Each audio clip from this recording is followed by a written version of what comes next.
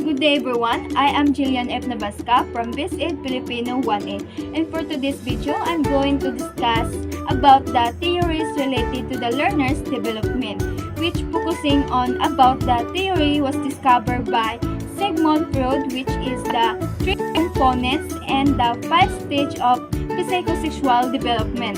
So who is Sigmund Freud? Sigmund Freud is the father of psychoanalysis. It's not just a literal personality, it's also the father of therapy. Proposed a theory of personality in psychotherapy. Most the theories is the psychodynamic perspective were made based on or as variant of Freud psychoanalysis. Now, when we say psychoanalysis is the power of the unconsciousness determining our day-to-day, Freud is the one who explained that our day-to-day behavior has a lot to do with our unconscious, hence is a big part of our personality.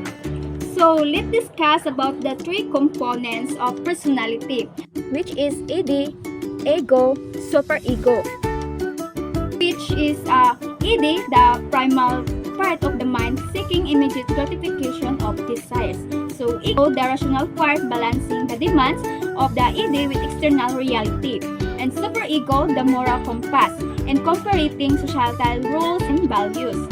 These 3 components of personality proposed by Sigmund Freud, which there are 3 provinces of our mind, which the id is the pleasure principle, so that the part of your mind that will tell you that you don't do this and don't think about other people and don't listen to your parents. You know you want to do this okay, this is the representative by the devil. Devil in you in that one telling you to pursue what you want to do, to keep on doing what bring you pressure without thinking about it. It's consequences. So other that they have a ego is the responsible in selecting between the demand of the id and the superego, so that your role, the one who would select which you the one who would you obey, so you don't obey unrealistic demand but rather you try to match their demand. What is the possible in reality other that the superego, which is the moral or morality principle, until what you do not development of superego comes from the influence of our parents when they discipline us or when they tell us to do and don't. What are psychosexual stage? Psychosexual stage are a series of development phases that describe how children's desires and conflict shape their adult personalities. So this theory is from the person known as the name of Sigmund. We are talking actually about of learning, the different ideas or concept of theories under the mind and other concept of our development. Now let's proceed and discuss the 5 psychosexual stage: the oral, anal, phallic, latency, and genital. First one is the oral stage, birth to 18th month, the sucking sensation. The oral stage is the first stage of the psychosexual development, where an infant primary source of pleasure is sucking and feeding. So ito yung first stage natin na tinatawag na oral stage, which birth 18th month, na kung saan na-develop sa bata yung fixation o yung mouth. Kung napapansin natin, lahat ng bagay na nahahawakan o kamay nila ay nilalagay ng mga bata ang kanilang thumb. So, ito yung satisfaction nila during this stage. So, everything goes their mouth. So, ayan, first stage suggests that the oral stage of an infant development is crucial for developing trust and comfort. So, however, if fixation occurs, issues with dependency or aggression may arise, potentially affecting behavior such as drinking, eating, smoking, or nail biting. So, the next stage is anal. 1 to 3 years old, the potty training predicament. So, anal stage is the second stage of the psychosexual development, where toddlers learn control through potty training and bowel movements.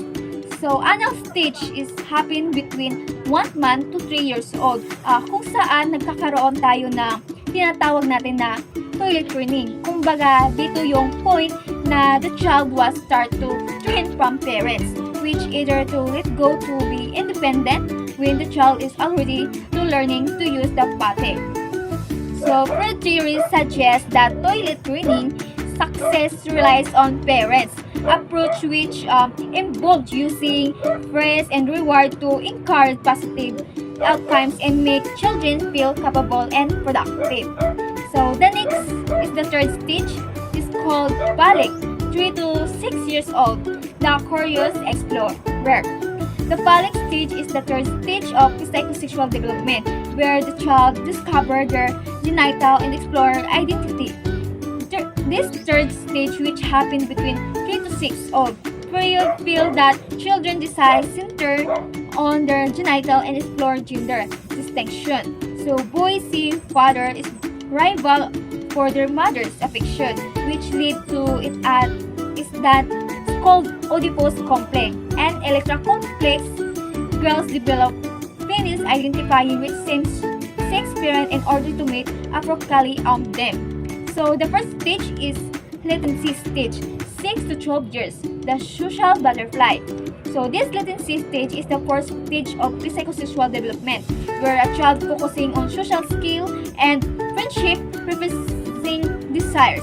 The latency stage happens during 6 years old under puberty. This stage focusing on making friends, developing the psychological body, and same point dito yung stage na you just want to go with same gender you have for, or you want to feel that you are accepted by your own same gender. If you boy naman, you want to accepted by your same gender as well, which this stage lead the groundwork for future self-expression. So the latent period involve the development of the super ego and promoting social skills and relationship. It can lead to immaturity and difficulty in adult relationship as a period psychosexual stage. So for the last stage is genital stage, 12 plus years, the awkward adolescent.